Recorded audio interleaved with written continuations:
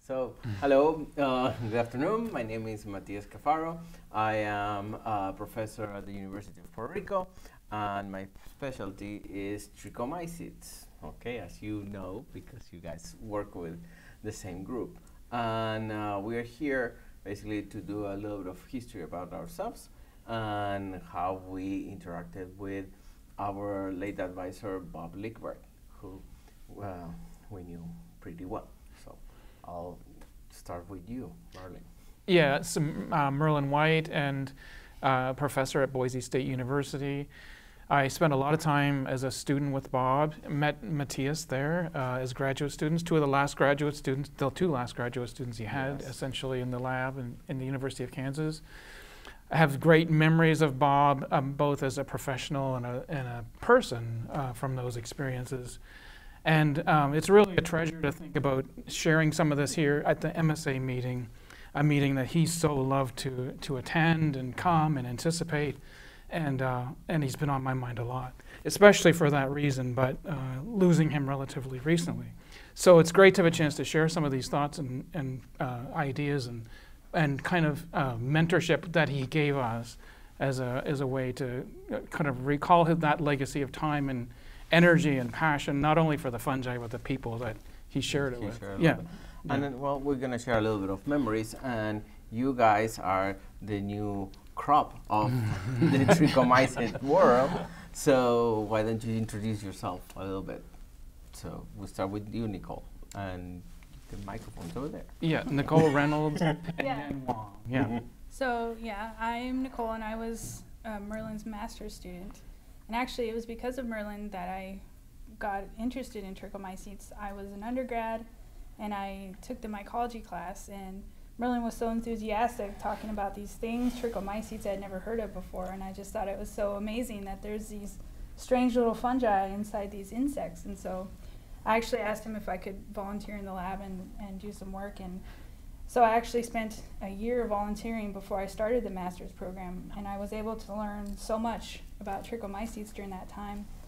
And it was really a great opportunity. And I also, of course, read many of Dr. Lickbart's papers, and it was a great opportunity. And I really enjoyed studying things that so few people really know about.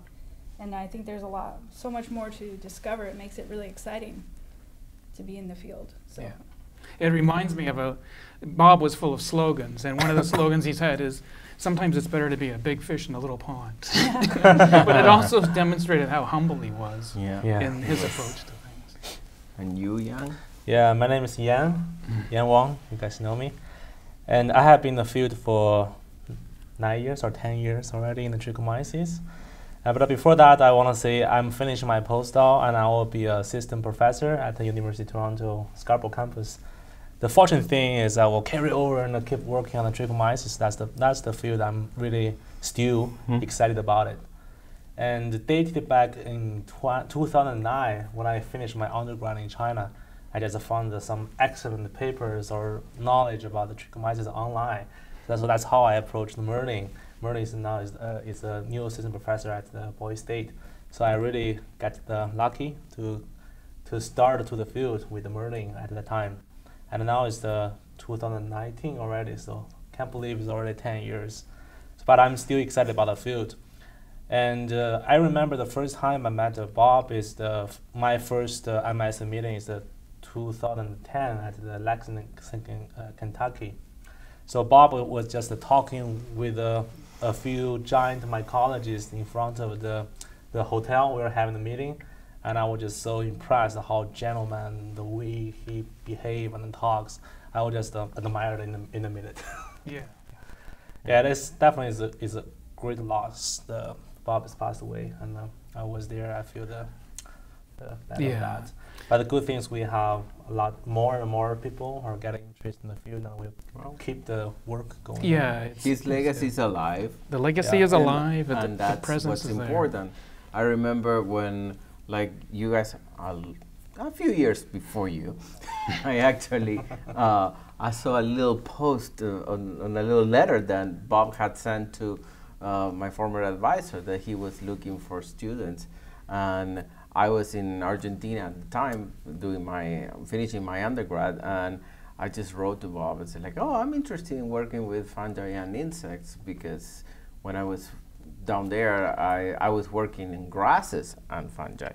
So and now I was interested in working on insects, but they told me, oh, we're not gonna get funded for that.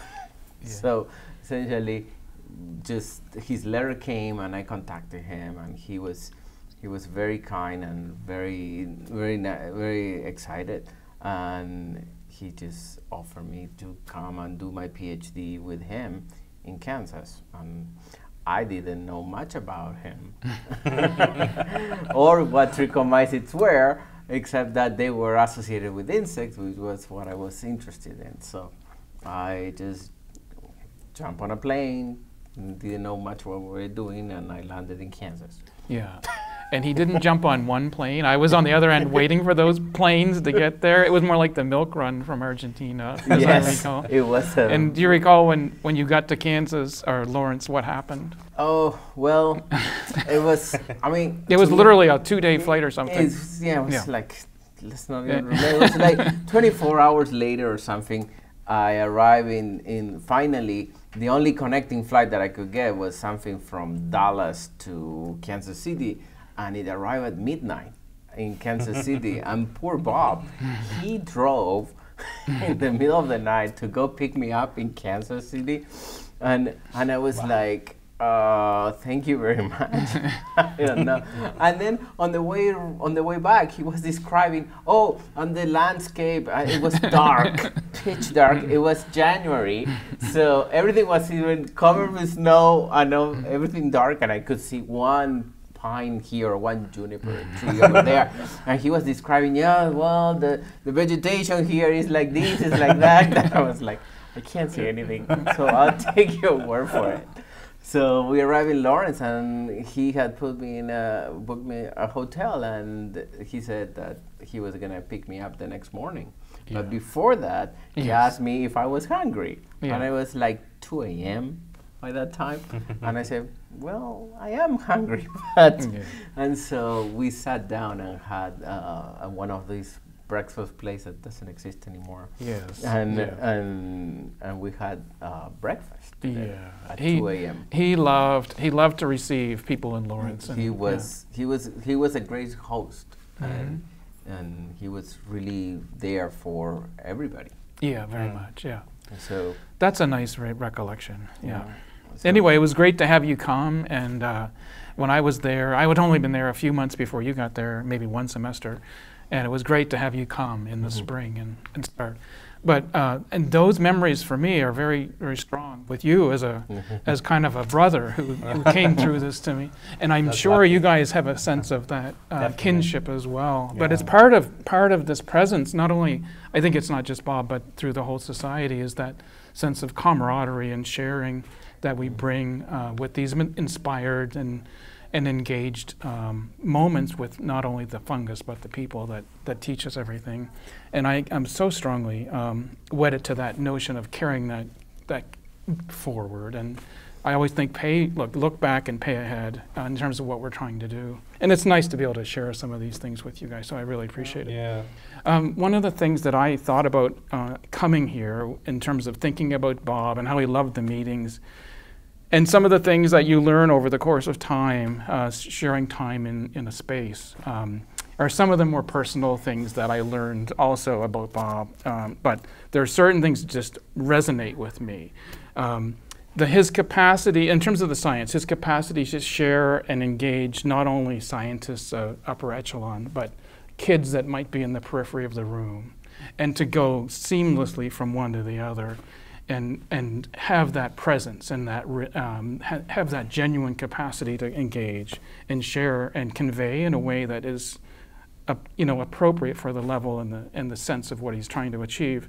Even without the idea of trying to achieve anything, he did so much by just sharing and oozing that inspiration. And that's something that's been in my head as I came. The other things are sort of little silly things, like when I have these memories of going to Don's Steakhouse in Lawrence, Kansas, and it was the biggest steaks I've ever seen. And Yes. for example, receiving Orson Miller and Meredith Blackwell came to Lawrence, and it was always a chance to go have some food, have some shared occasions of storytelling and resourcing and everything else. But the other things I remember, Bob going to Don's Steak, I'll never forget this. My wife Paula and I were there. And he had a white shirt. I don't know why he always wore a white shirt to a steakhouse. But it was like, I started seeing red oozing sauce on his shirt. And I said, I don't know if I should tell him or not. Because we had just arrived in Lawrence. But I had to say, Bob, it's like, but he said, oh, that's okay. It's just so good. I'm going to keep going. And anyway, but the other thing I remembered about Bob, and you guys may remember this, but he loved ice cream. And it was like, anytime you had the steakhouse, you had to start to remember that you had to leave room for the ice cream because that would be a next step in the process. Yeah. Anyway, it's a silly thing that I have in my head to share. Yeah. One thing that I'm sure you guys remember is that every time he came to a meeting, he just took extra time to talk to all the students that he could. Yeah. And he was very genuine in the fact of paying attention to every person, and he would say hello, and he would tell stories. Yeah, I love his stories. Mm-hmm. Yeah, he always telling stories, and mostly not only, some of them were scientific stories, but a lot of them were about his childhood and growing up in Rio de Janeiro, where he originally was born. And I remember the stories about like cooking in his family and how it was important that they use the papaya to tenderize the meat and things like that. Yeah. And then there was always a lesson about the enzymes that were in the papaya and these other things, just to soften the meat. Yeah. And I don't know if you had any of those stories, but I'm sure you heard those before. Well, for myself, I didn't get to spend quite as much time with him, but I did meet him on a few occasions, and he always was very, like you say, very willing to talk to people and very open and give you the attention that you wanted. And he seemed, what I really had more experience with was his research, his published papers, and I always was impressed by like the quality of his writing and the work that he did, for sure. Yeah. Yes, he was very productive. I mean, that goes without saying. So that's I think his research, speaks by itself. We don't need to. He truly led by example. Yeah. He was not a strict advisor in the sense of you have to be there, but he would be there. And then you would feel like, okay, he's there, I need to be there as well. You guys didn't feel this, but we were graduate students, and we knew that if we are gonna go there on a Sunday, Bob was there. He will be there. Oh, he will be there. Yeah. So it wasn't like, okay, we need to have a very important excuse not to be in the lab on a Sunday. And it was because he was there. And it was invigorating. And the thing about it that it's hard to fathom in some ways is I'm only here because of the incredible extended career that Bob had as a student who graduated in '53 from Illinois, out of Leland Shaner's lab, and kind of overlapping with Dick Benjamin from that time. Bob had a very, very long career, and I'm only here because of that last grant, the grant from the NSF-PEAT program, to train people in taxonomy and with understudy groups particularly, and he was the first wave of those grants that came out at that time, and both of us are benefited from that very much. But the thing that I remember the most about that is like everything that Bob did for me was well past retirement, for what you would put in quotes retirement. And and that was that energy and drive, and that passion was still true in form, at least as far as I can tell, as it would have been in '53. And I only got there in 1996. So it's this long history. He retired officially from the university in '94. That was his official retirement date. And in '95 he got the Pitt grant, and when was the when was the final day that he actually handled the lab? It would have been just a few years before he passed away. Yeah, Yeah, so he had space well past he our was- time there as well. I Yeah, don't know, we're talking about 2016, 17, Yeah, something like yeah, that. yeah. So from '94 to 2017, he was retired. yeah. So it's a And it's a the remarkable retired career. person was one of the most productive persons in the Yeah. department, at least. Yeah. Yeah. So, That's so impressive. So Huh? that Stories about Brazil that he told. yeah. yes. Remember that? Well, Well, some of- the interesting thing that I remember is a segue to conversing on his time in Brazil. We were, Jan and Matthias and I were at the memorial service for Bob, and there was a large picture of Bob at the front of the room. It was a gathering of people in a small venue, but with a lot of a lot of people that knew Bob in various kinds of ways. But Brazil was part of the service, so there was a. there Can you was a- describe it better there for was me? a Yeah. there was a flag, Brazilian flag, and there were the some arrangement around the picture that was the Brazilian colors. I mean the Brazilian flag colors, and in fact they play a bossa nova during the service. So the connection, his connection with Brazil was very, very strong. Very strong. And even though the funny part was that he didn't go back to Brazil for many, many years, because I mean he and Betty went on their honeymoon to Brazil, and he spent time in Belém, and he told us the stories about taking the boat from Manaus The to banana boat, I the think, yeah. banana boat, and all these things that he enjoyed doing at that time. But then once he started his career in the U.S., I think he didn't return to Brazil until many, many years later. We were there, we were still graduate students, and he got this invitation to go back to Manaus. Exactly. Because there was a group of researchers in Manaus who wanted to start looking at trichomycetes in the Amazon. And so I remember he had to go and renew his Brazilian passport, because Brazil wouldn't recognize, Brazil's law recognizes that he was born in Brazil, and so he was a Brazilian. And as such, he needed to have the Brazilian passport in order to go back to Brazil. So, because he tried to apply for a visa, and they say, no, you were born in Brazil, you're Brazilian, you need to get your Brazilian passport.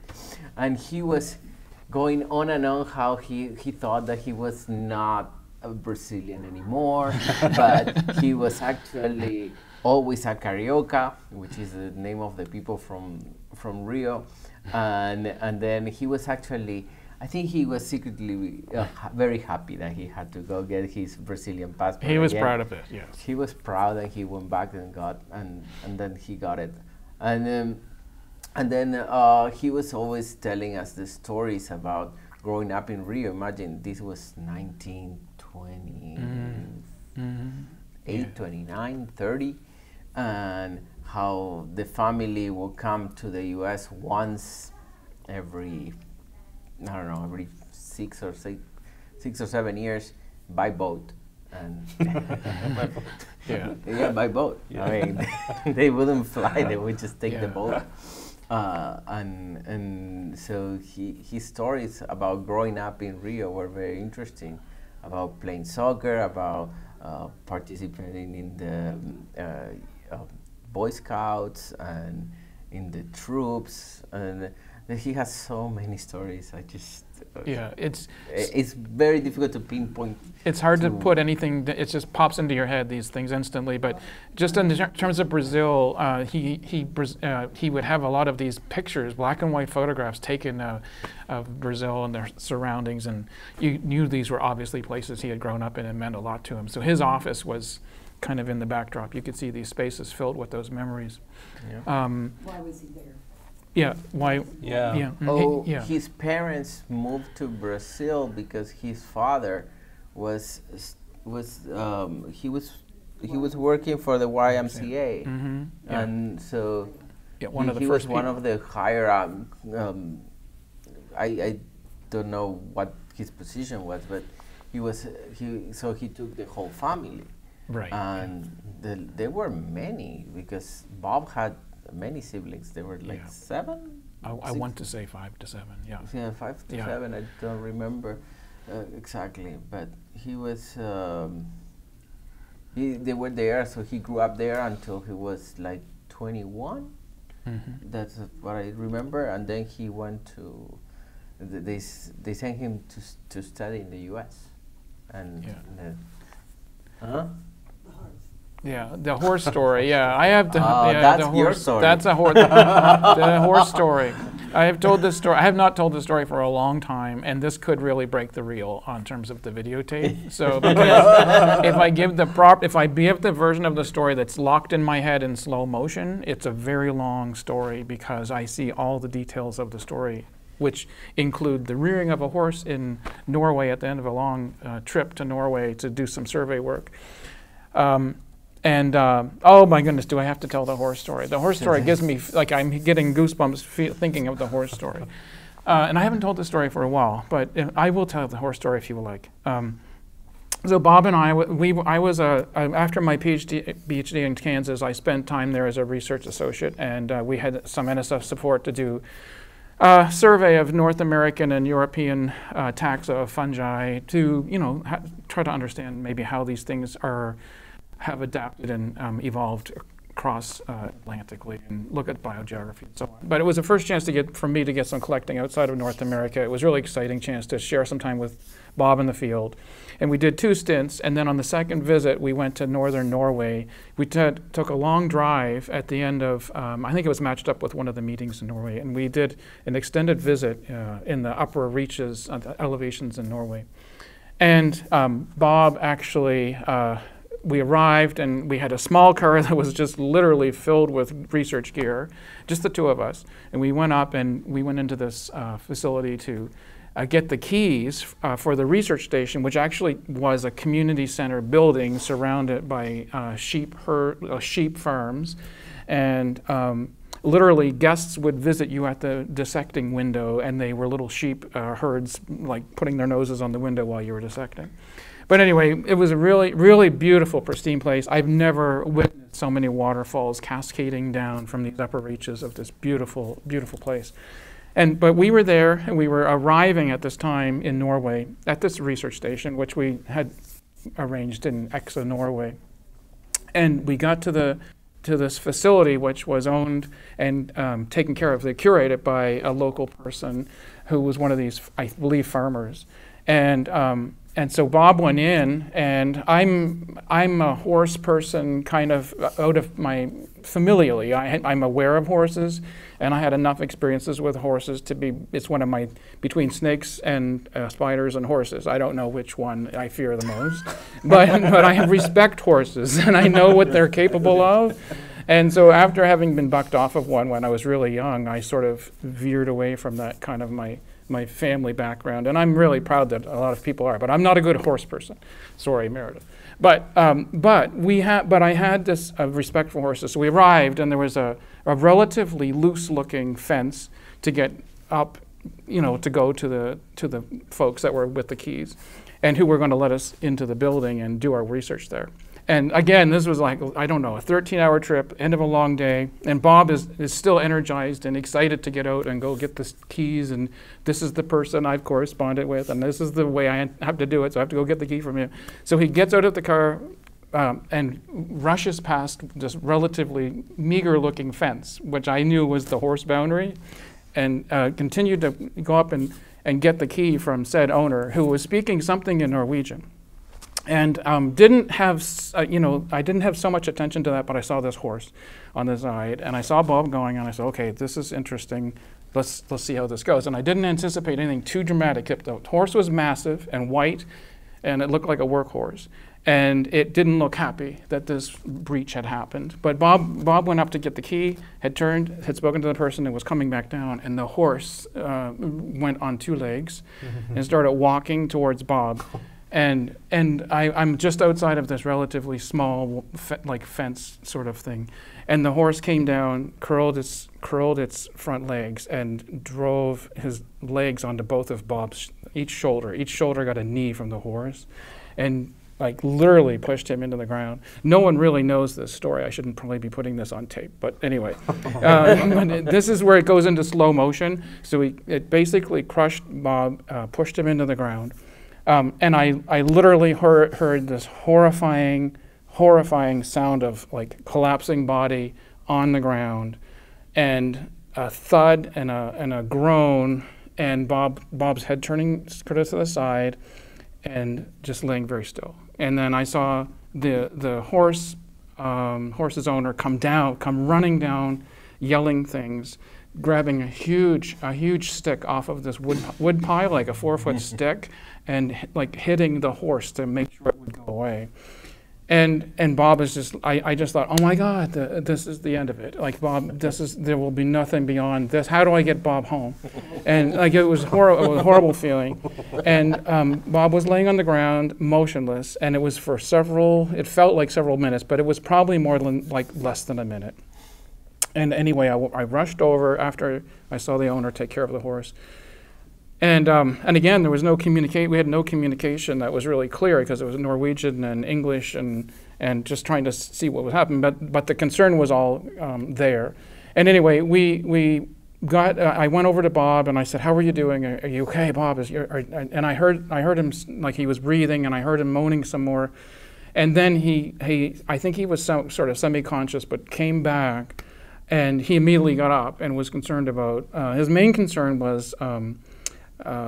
What happened, and help me up, and and he said, I think his main concern was, is there like, where are my glasses, and I looked at his face, and he had a massive scratches all over his face. It was on gravel, so he had a massive scrapes on his face. Glasses were broken. And a huge cut over his eye, and he said, "There's some blood here. How is everything okay?" And I said, "Well, it looks okay, but you may need some stitches. I think you may need some stitches." But I said, "Bob, we can go home tomorrow. We don't need to do this." And he said, "Oh my goodness, no, this is fine." But his arm was really, really hurt. His head, so it detached. It tore a lot of the ligaments in his arm. We went back down the mountain. So some of the neighbors of the folks that we got the key from, actually one of them was the local doctor. So we went down and met her at the local clinic. They sewed him up. They cleaned out the dirt, sewed him up, gave him antibiotics in the wound, and put a sling on his shoulder. And I got back to we went back up the hill again. And all of these folks were really good, and they all helped us get down and back. And I sat there thinking about that night. It was a very quiet time in this research station where we were sitting. And I said, "Bob, there's no reason why we need to do this. We've had one trip to Norway, and we've got some great data, and there's no reason why you have to, you're hurt, and we should really make sure you're okay." And I said, "In all my heart, Bob, we could go tomorrow and take care of this." And he said, "There's no way we're going home. We came here to do the job, do the project." And by golly, it was an amazing thing to witness. I cleaned the wound every night, gave him, stretched his arm as much as I could during that trip. He did one-handed aquatic sweeping in the streams, one-handed kick sampling, picking things out of the tray with one hand. And when we did dissections, he would pick his arm up, and it would hit the counter with a thud, and we did dissections. Wow. And again, this is like post-retirement, didn't need to be in the field. But it was an amazing excursion, and I think that's the horse story. But the main part of it is we almost lost him there, and it was I don't know how he survived that. It would have been in the early 2000s, probably that trip, Yes. just a year, yeah. it was in the early 2000s, and I mean, I was still in Kansas, and I remember I picked you. I remember that when I saw Bob, he was wearing the sling still, and then they had to operate on him, and it was Yes, there was a lot of post. yes. It went on for several months. Yeah, Really. it was like a long recovery. He's in his 80s. He was in his 80s. Mm-hmm. Yeah, he was in his earlier 80s, I think. No, he told the story. I Yeah. heard it in the same. Oh, Yeah. yeah, Mm. that's good. Yeah, Yeah. well, So- it was an amazing thing to witness, and you know, he was just so strong and passionate and energized, and just never a quitter, and Yeah. always wanting to We do did it. a lot of field trips, and he was always, he was the one who was pushing, Yeah. not us. Yeah. We were the young ones, and we were like, oh, really? Yeah. And we would just go back collecting all day, and then we reach the lab maybe 4 or 5 o'clock or 6, and dissections goes until midnight or until whoever falls asleep first. Yes. And that's the way it was. And Yeah. Bob was there all the way. Yeah, it was Are great. there places that still need to be collected? Oh, Oh, there's vast regions of the Yes, globe. Yeah. there are a lot of regions. We're just beginning. We just beginning. I mean, even though if you look at his contributions, he has done a great job all over the place. Bob did a lot of Central America. He did Costa Rica, Panama. Little information that we have from Brazil was him. He did Argentina. What else am I missing? New Zealand? Costa Rica. New Zealand, Australia, Japan in the early days. Japan. Yeah, probably Yeah. Japan, Australia. Hawaii. Yeah. Yeah, he had some very memorable experiences Canada. with Indo and China. And, China. You can miss that. Species with funny spores that are The- for boomerang. There's a things? gene. One of his favorites was Australia. Ostrosmidium boomerangus. Boomerangus. Was one he used to Boomerangus. like to talk about. Yeah. Yeah, that's the one he was. It was. You guys switch it back. Well, to we the- may have to we may have to deal with it. There's always taxonomic things to deal with. Yes, Boomerang. there were. The boomerang may I may think- come back to haunt us. but- His passion for collecting around the world and filling in these gaps was amazing, and he actually just pushed us to go do these different things. I never thought that for my thesis I was collecting in places that I was never even thinking about. And he said, "Oh well, if you're gonna do this project, you need to go see such and such in this part of the country, and then also you have to take the opportunity to go get samples in France." And it was really amazing that he supported us to do all this research. It didn't matter, and he pushed us to do it. Yeah. I remember when I first arrived here, the first thing, well, my first MSA meeting was in Puerto Rico. You remember that one? 98, yeah. It was 98, and we arrived in Puerto Rico, and we were gonna stay another 10 days sampling, collecting. That's right. Yeah. Oh. We never went on a field trip. We never went to an MSA meeting without tagging in and building a field trip extended with. Yes. About Yeah. The phasalid beetles getting loose in the hotel room. Yeah. Yeah, well, that Well. I was gonna get. Yeah. Well, when we were in the meeting, during the meeting was in a hotel similar to this one, but there was the beach there, and so in my room, I was sharing the room with Bob at in that particular meeting, and I set it up. The microscope was set up in the room because I found some of the legias, The rock lice, yeah. the rock lice around the beach. He said, "Oh, you should collect those because they have usually this species of Acelluria," and I just dissected it, and those were my first marine collections ever in the hotel during the meeting. So that was funny. And then when we were going around the island, different reasons, and and it was that we brought. I still laugh about it. Maybe we shouldn't say this, but we brought back like these live beetles, the pacsolid beetles, because we wanted to do experiments in the lab and have them in the lab, and those days were like the controls were lax compared to what they are now. So we actually managed to get those beetles. But speaking of the story about the beetles that got loose, that was in LSU. That was when we went for the Deep Hypha meeting at Baton Rouge, and we went collecting. We collected a bunch of beetles and we kept them in bags, in Ziploc bags. They were alive. And we were like in the room, and when we went to go to bed, it turns out that They can eat through that. they can eat through plastic. Yeah. And they were crawling all over the beds. and we were like jumping around. It's like, what is this? Yes, luckily they stayed within the room.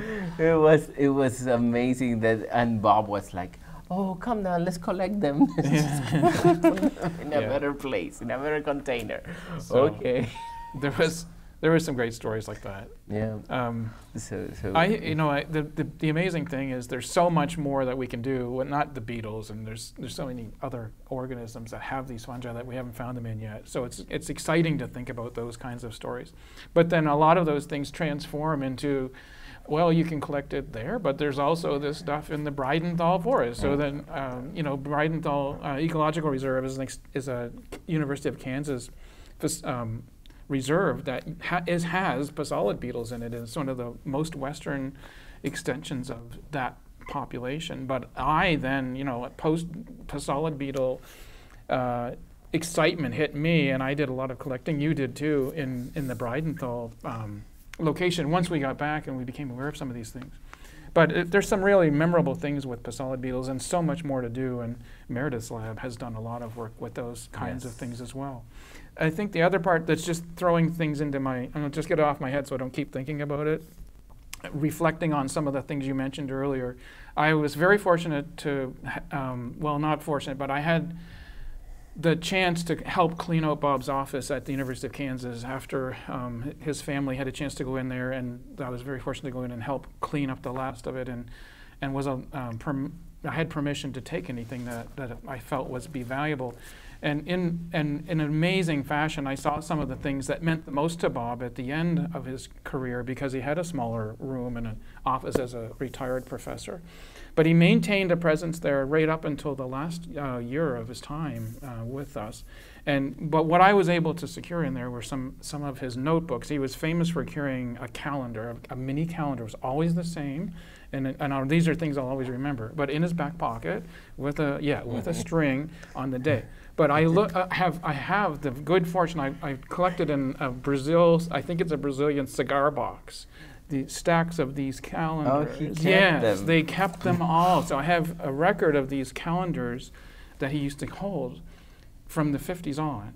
So I have this amazing thing, and I haven't looked through them all entirely, but one of the things I wanted to share with all of you is that in these notebooks where he would put some of these precious comments, I leafed through a few this in the last month or so over the summer. I've been kind of looking through some of the stuff I got from his office. And one of the things I noticed are things that are important to him are in there. And I happened to flip on one day to one page, and it was Rob Bourne. It was like very small, Rob Bourne, and the weight. And Rob is his son, right? Rob so is in this notebook is Rob Bourne. Yes, second. Oh, second. But he has two children, Rob and Ruth. And so I thought that was a remarkable thing to have in your notebook. But then at the tail end of all of these, I mean, it meant a lot, so he has it in there. But on the tail end of this notebook is also, he would put notes when he was at meetings, and significant things were in there. NSF grants, numbers were in the back of the notebook, so he has them all there, quick access. And then he would take notes on anyone, so he was so good at this, pre-digital era, because he would keep a list of the people he met at the meeting in this notebook, and he would quickly notate, so these are things, the little secrets are hidden in there. But that's the attention to detail that he gave to the process that I admire so much, because it, you know, you could easily not do that kind of thing and kind of whimsically go about your business, but he took everything in an engaged way, and I just thought that would be a worthwhile share that popped into my head when we were talking about that's, yeah. that's it's true. But he would have everything was in there, like departmental meeting, blah blah blah. So anything that was like significant to the day, but then bigger things would be listed separately at the back. Yeah. Also, he also pay attention to details, and if you grab the notebooks of his research, the research notebooks, And you guys have seen some of then those. Yeah. you guys have seen those things. Yeah, and I was always impressed by the email reply by Bob. Yeah. Like I asked several simple questions, but he can reply very detailed email that I can just digest for weeks and see that's a lot of information that's so precious. Yes. Yes. I'm still reading back. I just archive all of that.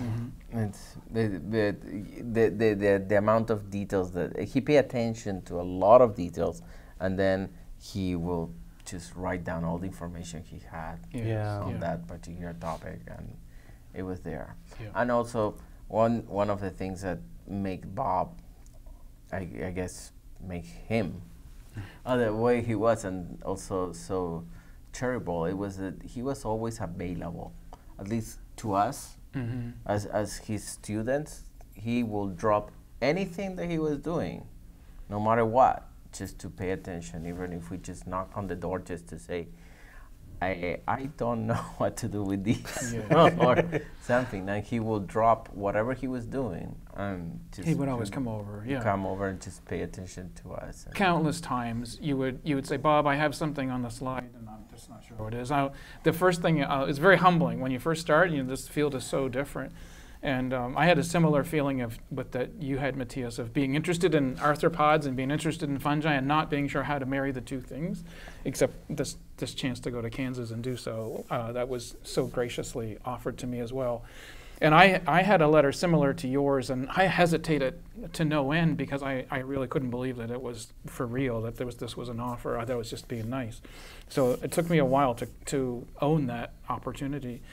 And I'm so grateful that I did. But the other thing that I had in mind when you were just talking about this, and now it slipped because I just changed the topic in my mid-sentence. So what was the thing that you just mentioned, Matthias? Just get me back to space. He would drop anything. Yeah. So the very first thing that I took him over to show, that I'll never forget this. My very first picture of any trichomycete, my very first shot of something I thought was a zygospore. I thought, I got lucky in the first try. You guys know this story, but it's a picture of a diatom, and I like to share it with you. I like to share it with you because it reminds me, like, you don't worry, we all start somewhere, right? Yeah. But he was nice about it. He said, well, yes, those are in there, and but that's okay. You'll get used to it. Yeah. So I think that's great. If you want, it was great to have a chance to share these stories, and I'd be happy to engage more. But thanks for the opportunity, and thanks for sharing some of these special moments.